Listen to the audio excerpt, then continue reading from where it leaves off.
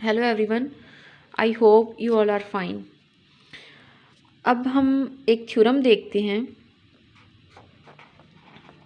Basically इससे पहले हमने फर्स्ट फंडामेंटल थ्योरम या फिर फर्स्ट आइसोमॉर्फिज्म थ्योरम जो है वो किया था। बेसिकली ये उसकी ही एक एप्लीकेशन है, ठीक है। और थ्योरम हमारे पास कुछ इस तरह से है, मैं लिखती हूँ उसकी स्टेटमेंट कि late R be a commutative ring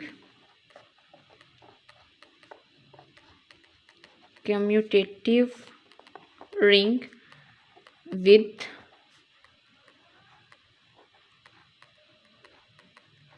identity। हमारे पास R एक commutative ring with identity है और n आइडियल हमारे पास n ideal P of R, मतलब हमारे पास आइडियल P है किसका, R का, is prime ideal if and only if. अब ये थ्योरम जो है इफ़ एंड ओनली इफ की कंडीशन के साथ है कि अगर R बाय P एक इंटीग्रल डोमेन हो, इंटीग्रल डोमेन, ठीक है। ये बड़ा इंटरेस्टिंग थ्योरम है कि हमारे पास कोई आइडियल P है R का, वो प्राइम आइडियल कब होगा, अगर R बाय P हम R क्वोशंट विद P करें और वो इंटीग्रल डोमेन हो तो P प्राइम आइडियल हो जाएगा। और अगर प्राइम आइडियल है तो ये कंडीशन सेटिस्फाई करेगी। हमें पता है कि प्राइम आइडियल क्या होता है कि कोई भी दो एलिमेंट्स हैं, अगर वो R से बिलोंग, यानी कि A B अगर R से बिलोंग कर रहा है तो फिर एटलीस्ट A बिलोंग करे R से, या फिर B उससे मतलब कि बिलोंग करे, P से बिलोंग करे। मतलब बेसिकली हम ये कर रहे होते हैं ना उसमें कि अगर हमारे पास ए बी अगर P से बिलोंग कर रहा है, मतलब कि ए बी तो बेसिकली R के ही एलिमेंट होंगे ना, लेकिन अगर ए बी बिलोंग कर रहा है P से तो या फिर ए बी से बिलोंग करे या फिर जो हमारे पास है बी P से बिलोंग करे। तो इस सूरत हाल में हम कहते हैं कि फिर हमारे पास जो P है वो प्राइम आइडियल बन जाता है। और इसकी हमने कुछ वो एग्जांपल्स भी देखी थी, लाइक 5Z। अगर मैं इसमें से 10 लेती हूँ वो P से बिलोंग करता है, तो और अगर 10 को मैं 2 × 5 के प्रोडक्ट में लिख सकती हूँ। और 5Z से कि 5 ऑटोमेटिकली बिलोंग करता है अगर जो 2 से बिलोंग नहीं भी करता। तो ये सिचुएशन होती है, मतलब हमारे पास जो प्राइम आइडियल की होती है। और हमारे पास इंटीग्रल डोमेन तो के कॉम्यूटेटिव रिंग विद आइडेंटिटी होती है जिसमें ज़ीरो डिवाइजर्स नहीं होते। अब हम क्या करते हैं, इसके प्रूफ की तरफ चलते हैं। प्रूफ इसका बहुत सिंपल है। हम सपोज कर लेते हैं, मतलब बेसिकली हम पहले वन साइडेड इम्प्लीकेशन करेंगे कि सपोज कर लेते हैं कि P हमारे पास प्राइम आइडियल है, ठीक है। हमने ये सपोज कर लिया, प्राइम आइडियल सपोज कर लिया, तो हमने शो करना है कि R by P integral domain है।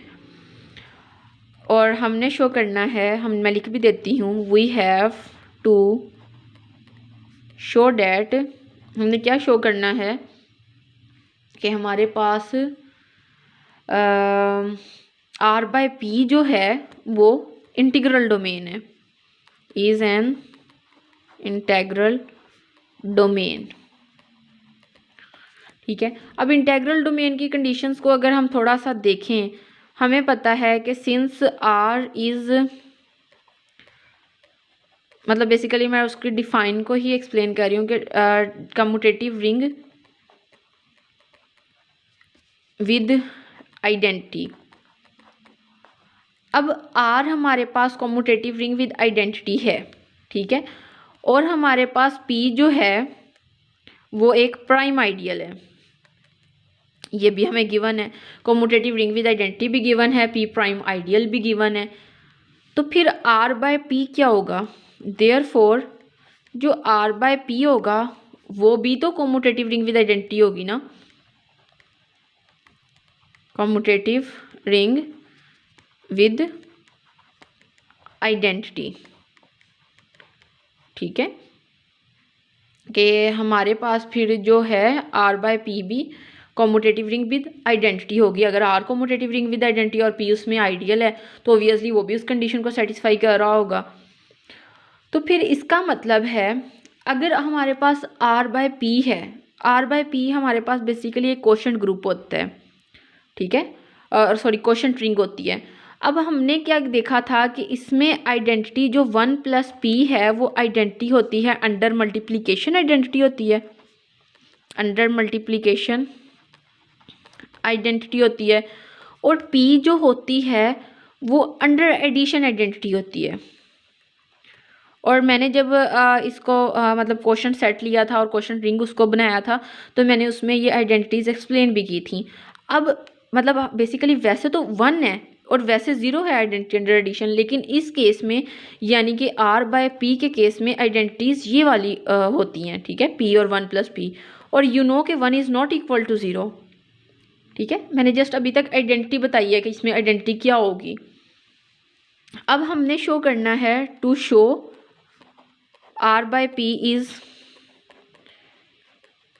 Integral domain. मैं लेट कर लेती हूँ कि कोई से 2 एलिमेंट हैं। कैसे एलिमेंट हैं? A प्लस पी और B प्लस पी टाइप के, जो कि R बाई पी से बिलोंग कर रहे हैं, और हमें पता है कि R बाई पी में इस तरह के एलिमेंट होते हैं, ठीक है। अगर मैं इन दोनों एलिमेंट को आपस में मल्टीप्लाई करूँ और वो 0 के इक्वल आ जाए, अब देखें मतलब बेसिकली हमारे पास 0 है ये, ठीक है, लेकिन आइडेंटिटी अब हमें पता है आर बाय पी में पी होती है तो हमने वो 0 को कंसिडर पी किया हुआ है। यहाँ पे कंफ्यूज नहीं होना इसमें। अगर ये 0 के इक्वल है तो डेट मीन कि या तो ये इक्वल 0 के है या फिर ये इक्वल 0 के है, क्योंकि हमें पता है कि जो हमारे पास इंटीग्रल डोमेन है वो एक कॉम्यूटेटिव रिंग विद आइडेंटिटी है जिसमें 0 डिवाइजर्स नहीं होते। तो अगर कोई सी 2 एलिमेंट्स का प्रोडक्ट 0 आ रहा है तो दैट मीन्स कि वो उनमें से कोई एक 0 है, ठीक है।